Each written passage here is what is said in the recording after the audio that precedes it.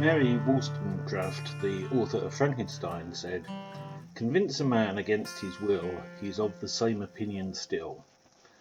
I believe that is true, and I therefore do not believe I can turn anyone into a convinced creationist in these few moments that we have. Rather, my aims are twofold: to demonstrate that creationism does have a scientific basis, and that evolution struggles to explain several aspects of itself.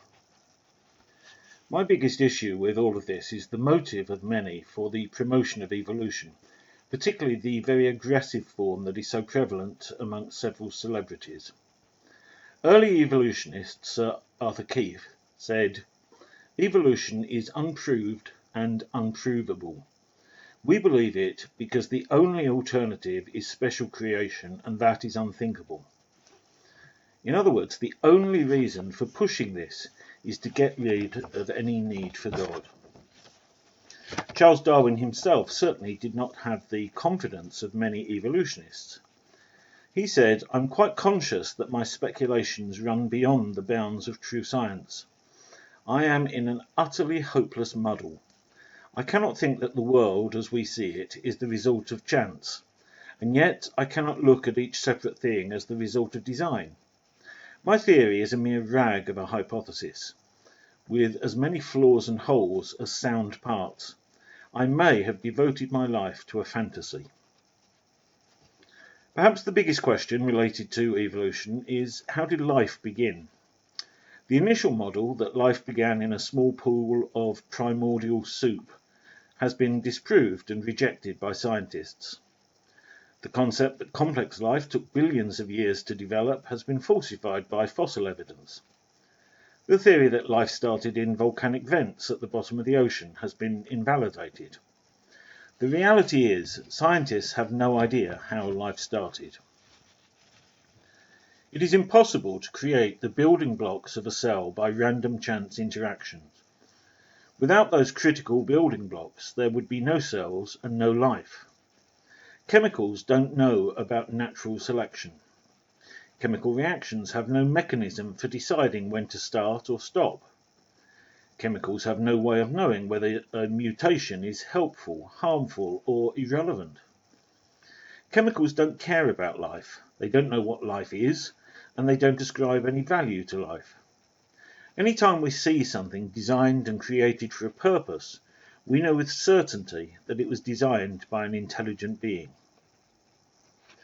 Evolution theory lacks the least shred of evidence demonstrating any living species having adapted or mutated genetically to move from the simple to the complex. Adaptive change is incontrovertible, but hybrids within a genome only demonstrate versatility. Inherent in the genetic code of each genome is the capacity to adjust to ensure survival. Scientists have the skill to edit the genome by gene splicing, genetic transfers, but no amount of tinkering creates a new and different life form. E. coli bacteria reproduce every 3.5 hours, so have been used as a useful tool for studying reproduction and adaptation. After 44,000 generations, once genetically identical populations had each adapted to its own way in the conditions in its test tube home. But E. coli populations still remain E. coli, despite adjustment in assuring survival. The findings underscore the conclusion: E. coli propagate nothing but E. coli. Every organism carries preloaded genetic reserves enabling it to modify in order to survive. The modification ability doesn't begin to equate to Darwinian evolution. Mutations may upset or damage the genome, but lack of new genetic information prevents evolution-style changes. Evolutionary theory requires transitional change. The problem is that many of these changes simply would not work. Take birds, for example. They allegedly evolved from reptiles. Now, reptiles have a lung system like mammals, where the air is brought in and out of the lung through bronchi tubes. Birds, however, have a totally different lung structure. Air passes through the parabronchi of the lung in one direction only. How is the hypothetical half reptile, half bird going to breathe while his lung structure is being rearranged? Is it possible for a lung to work at all if it is partway between bidirectional structure of reptiles and the unidirectional structure of birds? Any intermediate animal would not be able to breathe and would die in moments. Though millions of fossils have been found worldwide, not one undisputed transitional fossil has ever been found. Colin Patterson, the senior paleontologist at the British Museum of Natural History, states, "I should at least show a photo of the fossil from which each type of organism was derived. I will lay it on the line. There is not one such fossil for which one could make a watertight argument." The origin of the human species is particularly hotly contested. The fossil remains of hominid ancestors are not considered to be evidence for a speciation event involving Homo sapiens. Early hominids are either apes or humans. According to researchers, the lowest common ancestor of man was a large-bodied, long-armed, brachiating ape.